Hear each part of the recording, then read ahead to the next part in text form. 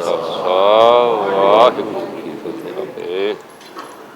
ਗੁਰੂ ਰੂਪ ਸਾਧ ਸੰਗਤ ਜੀ, ਭਗਤ ਸਿਰਮੌਰ ਸ਼੍ਰੀ ਨਾਮਦੇਵ ਜੋ ਮਹਾਰਾਸ਼ਟਰ ਦੇ ਪ੍ਰਸਿੱਧ ਸੰਤ ਕਹਿਲਾਂਦੇ ਨੇ, ਪੰਢਰਪੁਰ ਆਪ ਦੀ ਜਨਮ ਭੂਮੀ ਹੈ ਔਰ ਇਹਨਾਂ ਦੇ ਨਾਲ ਕਈ ਤਰ੍ਹਾਂ ਦੇ ਕ੍ਰਿਸ਼ਮੇ ਜੁੜੇ ਹੋਏ ਨੇ। ਜੈਸੇ ਹਜ਼ੂਰ ਸਾਹਿਬ ਤੋਂ 40 ਮੀਲ ਦੀ ਦੂਰੀ 'ਤੇ ਔਂਡਾ ਨਾਮ ਦਾ ਇੱਕ ਤੀਰਥ ਹੈ, ਉੱਥੇ ਘੁੰਮਿਆ ਹੋਇਆ ਮੰਦਰ ਹੈ, ਫਿਰਿਆ ਹੋਇਆ ਮੰਦਰ। ਮੂਰਤੀਆਂ ਦਾ ਮੂੰਹ ਇੱਕ ਪਾਸੇ ਹੈ ਔਰ ਮੰਦਰ ਦਾ ਦਰਵਾਜ਼ਾ ਦੂਸਰੇ ਪਾਸੇ। ਫੇਰ ਦਿਆ ਨਾਮੇ ਕੋ ਦੇਵਰਾ पंडियन को पिछवाड़ रहा। ये फिरिया होया मंदिर औंडा नाम एक छोटे जिहा कस्बे दे और ये कस्बा भी महाराष्ट्र दे है। हजूर साहब तो गालबन औरंगाबाद हाईवे से 40 मील की दूरी थे। इन्हां दे नाल होर भी अनेकां प्रसिद्ध गाथावां जुड़ियां होईयां ने। इस पावन पवित्र वाक दे राहीं जो सानू समझाण दा यतन पए करदे ने, वो आरंभ करिए। इस तो प्रथम इस पावन पवित्र वाक दे उत्ते मूल मंगल है। जिथे कोई प्रकरण चल रहा है पर नवा शुरू हो जाता है, उत्थे सतगुरां ने मंगलाचरण लाजमी दर्ज किया है। गुरु अर्जन देव जी महाराज ने ते मंगलाचरण गुरमत दे मूल मंत्र है। तो इस वाक दे उत्ते भी छोटे रूप ये मंगल मौजूद है, जिस तो उत्पत्ति हो रही है, पालना हो रही है, नाश हो रहा है। वो ओंकार है और वो वाहिद है, एक है। एक तो ही उत्पत्ति हो रही है, एक तो ही पालना हो रही है, एक तो ही परले हो रही है। इन्हां तीन तरह दियां क्रियावां नूं करन वाला कोई तीन रूप नहीं ने, कोई तीन वख-वख शक्तियां नहीं ने, एक ही है। ये एक दे ही तीन रूप ने, जिन्हों महाराज इंज कहते हैं, एक मूर्त अनेक दर्शन कीन रूप अनेक, खेल खेल अखेल खेलन अंत को फिर एक। वो एक है, उसे तो उत्पत्ति पालना नाश हो रहा है। सत स्वरूप है, मिथ नहीं है, सत है, होंद वाला है।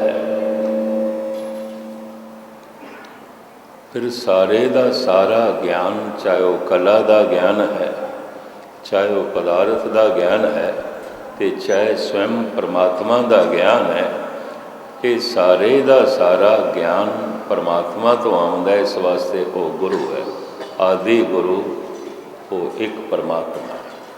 आद अंत एक है अवतारा, सोई गुरु समझो हमारा। फिर उसके सुभाव दे बख्शिश ही बख्शिश है, ਉਹਦੇ ਸੁਭਾਅ ਦੇ कठोरता नहीं है, प्रसाद है, बख्शिंद है, करीम है, रहीम है। यही उसका सुभाव है, यही उसकी जो है फितरत है। अगे आ पावन पवित्र वाक नूं सरवण करो, फिर इसका खुलासा दास आप जी के सामने रखेगा। आप इन्हां पंक्तियां नूं सरवण करो। हाँ जी।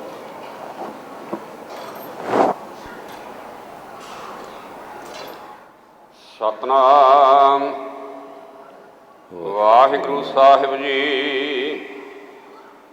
धनासरी बाणी भगत नामदेव जी की एक ओंकार सतगुर प्रसाद। गहरी करका नीम खुदाई ऊपर मंडप छाए। धार्मिक मनोविज्ञान ऐसा कह रहा है कि मनुख ਨੂੰ बहुत प्रबल मोह, बड़ी प्रबल पकड़ अपनी काया नाल, अपने शरीर नाल। जितनी पकड़ अपने तन नाल है, इतनी पकड़ होर किसे नाल नहीं। मनुख दियां अनंत मंगां दे चों पहली मंग, प्रबल मंग जीवेशण है, जीवना चाहना, जीवना चाहना। किहड़ा जीवन? ये शरीरक जीवन, ये इंद्रियां दा जीवन। मैं जीवना चाहना। जीवन दी लालसा रोज़ रोज़ वधदी है, जबकि शरीर दी उम्र रोज़ रोज़ घटदी है।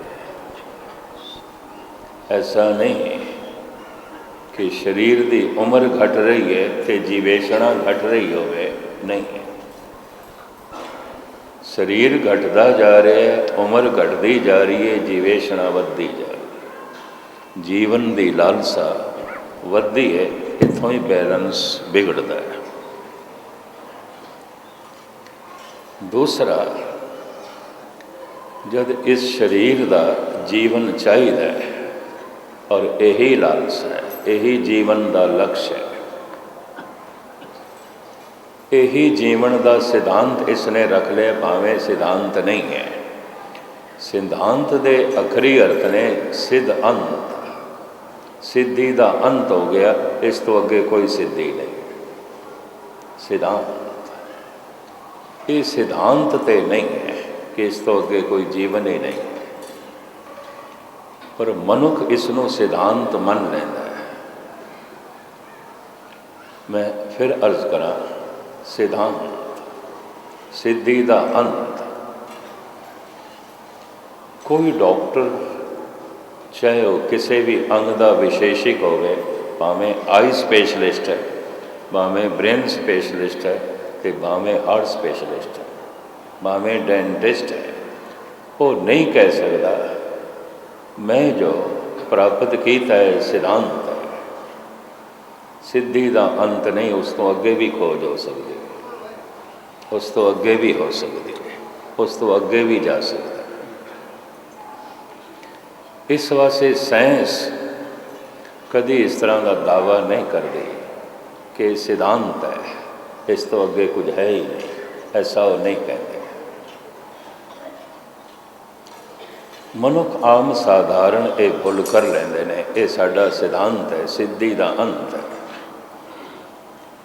जैसे जीवन की लालसा ये जीवन सिद्धांत है, बस यही है, ये सिद्धांत नहीं है, ये सिद्धि का अंत नहीं है, एक रस्ते का पड़ाव है।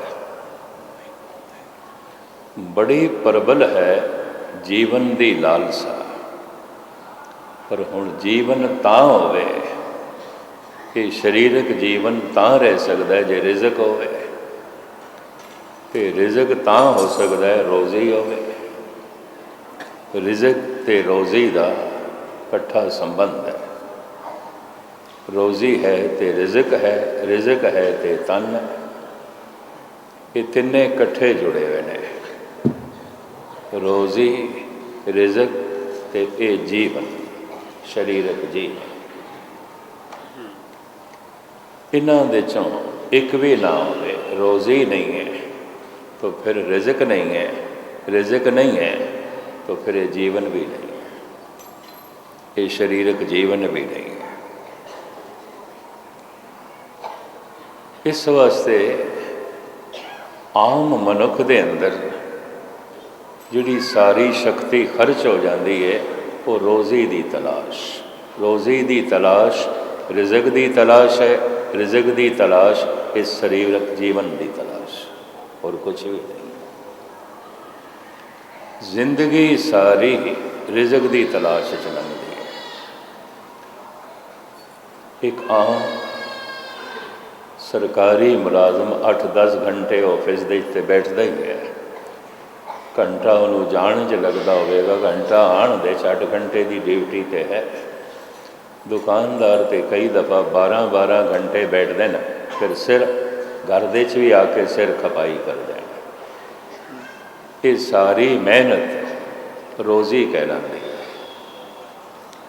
इस नाल रिज़क मिलता है, तो रिज़क नाल ये शरीर जीवन चलता है। दूर क्यों जाओ, सतगुरां दी बाणी तो ऐसा कहती है, ये शरीर भी एक रिज़क है और कुछ नहीं। रिज़क नाल चलता है ऐसा नहीं, ये बनया भी रिज़क नाल है भी रिज़क। ये बनया भी रोटी नाल है भी रोटी और कुछ भी नहीं।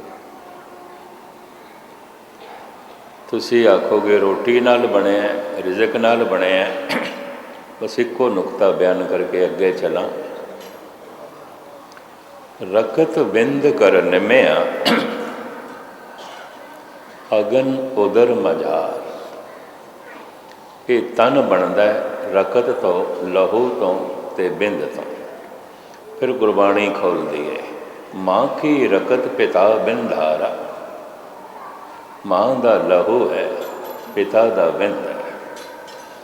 बिंद थे जिन पिंड किया, अगन कुंड रखाया। 10 मास माता उधर राख्या, बहुर लागी माया। रिज़क तो रोटी तो खून बने, रोटी तो बिंद बने, रकत बिंद दे संजोग तो ये तन बनाया, ये शरीर बने। माँ की रकत पिता बिंदारा। पर हुण सवाल पैदा होंदा है, बिंद किवें बनिया, लहू किवें बनिया, रोटी तो बने और किस तो बने, भोजन तो बने और किस तो बनता है। या तो कहो खून किसी होर चीज़ तो बनता है, भोजन तो बनता है, रिज़क तो बनता है। बिंद किस तो बनता है, खुराक तो बनता है, रोटी तो बनता है। खून किस तो बनता है, रोटी तो बनता है, रिज़क तो बनता है, खुराक तो बनता है। रोटी तो खून बने है, बिंद बने है, बिंद ते रकत दे संजोग तो ये तन बने है। तो धार्मिक विद्वान कहते हैं तन रोटी तो ज़्यादा कुछ भी नहीं है, कुछ भी नहीं। ये रोटियां का ढेर ही है और कुछ भी नहीं है। गुस्ताखी बात, रोटियां के ढेर तो इलावा और कुछ भी नहीं है। जद जमया बनया ये रोटी तो है, हुण अगे जीवेगा भी रोटी नाल। बनया जो रोटी तो ये जीवेगा भी रोटी दे नाल। सारे सियाणे बैठे हो सूझवान, जब बनया ही रोटी तो है, जीवेगा भी रोटी नाल। रोटी का त्याग तो शरीरक जीवन का त्याग है, कोई त्याग कर नहीं सकता, कर नहीं सकता। भगत सिर मौत श्री कबीर कहते ने, हे परमात्मा ध्यान नाल सुन, भूखे भगत न कीजे, ये माला अपनी लीजे। ऐ पकड़ अपनी माला, मैथों भजन नहीं आऊँगा, भुखिया नहीं कर सकता। रोटी तो बनया, शरीर रोटी चाहिए, चाहिए। दो सिर मांगो चूना, पायो भयो संग लोना।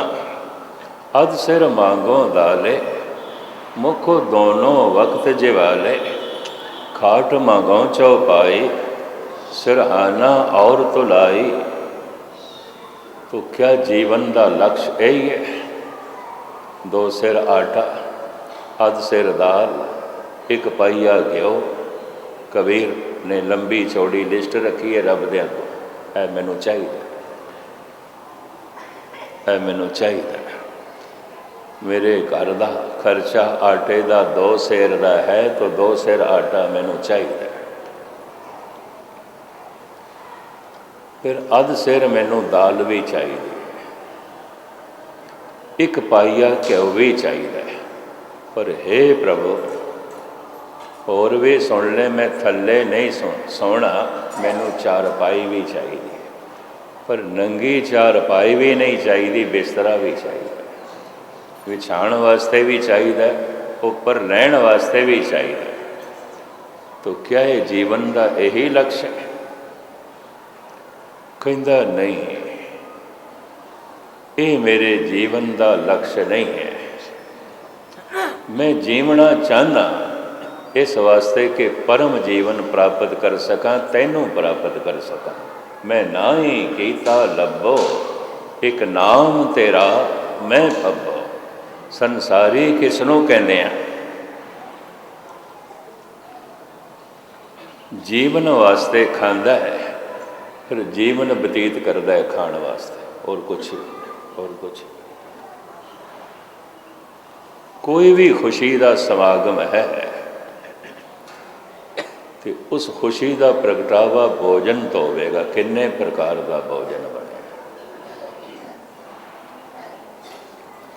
मैं तो कई दफ़ा देख के दंग रह जाना। समाजिक तौर पर जाना पैंदा है विआह शादियां दे, सुन के ही मैं दंग रह गया जब मैनू कहा गया 36 प्रकार का भोजन आता है ना, तो 36 आइटम मौजूद ने, तो तुसी ये 36 चीज़ां खाणियां। मैनू कहण लगे तुसी 36 प्रकार के भोजन की व्याख्या की है, असी 36 तरह के खाने बनाए हैं। इन्नियां वैरायटियां, इतना बहुत खुशी है। तो खुशी नूं किवें प्रगट करिए, खुशी नूं किवें मनाइए? बस भोजन बना के। भोजन खुशी है, खुशी भोजन है, और कुछ भी नहीं, और कुछ भी नहीं। ये भी मैच करते हैं। बड़े बड़े गुरमत समागम होंदे ने, उत्थे मैं कुछ सज्जणों को तो इंज देखे बस लंगर की परिक्रमा करते रहणगे, मजाल है कीर्तन सुनन, कथा सुनन, कोई मतलब ही नहीं, कोई मतलब नहीं, इस नाल कोई मतलब नहीं। हुण मैं फिर अर्ज करा, शरीर की पकड़ जितनी ज़्यादा होगी, भोजन की पकड़ उतनी ज़्यादा होगी। शरीर का मोह जितना प्रबल होगा, रोटी का मोह उतना ज़्यादा हो गया, उतना ही ज़्यादा हो गया। क्यों? शरीर है ही रोटी। फिर सारी जिंदगी ही रोटी की तलाश, क्योंकि शरीरक जीवन ही जीवन का लक्ष्य है। इनू ही सिद्धांत मन्निया होया है, जल के सिद्धांत नहीं है। नहीं, सारी मेहनत फिर रोटी वास्ते, सारी भज दौड़ फिर रोटी वास्ते। तो बड़े ध्यान नाल सुन लेना, नोटां दे बंडल, करंसी नोटां दे बंडल रोटियां दे बंडल ने, और कुछ भी नहीं, कुछ भी। मनुख रोटियां दे बंडल इतने जमा कर लेना चाहता है, कम से कम मेरी 7 पीढ़ियां नूं रोटी मिलती, मैनू मिलती रहे, मेरे पुत्रां नूं मिलती रहे, पोतरियां नूं मिलती रहे, पड़पोतरियां नूं मिलती रही। सारी चिंता रोटी दी, जीवन का लक्ष्य रोटी, जीविया जा रहा है रोटी वास्ते, और कुछ भी नहीं। किसी को पूछो की कमा कर रहे हो, की करिए? बस रोटी कमा रहे हैं, रोटी कमा रहे।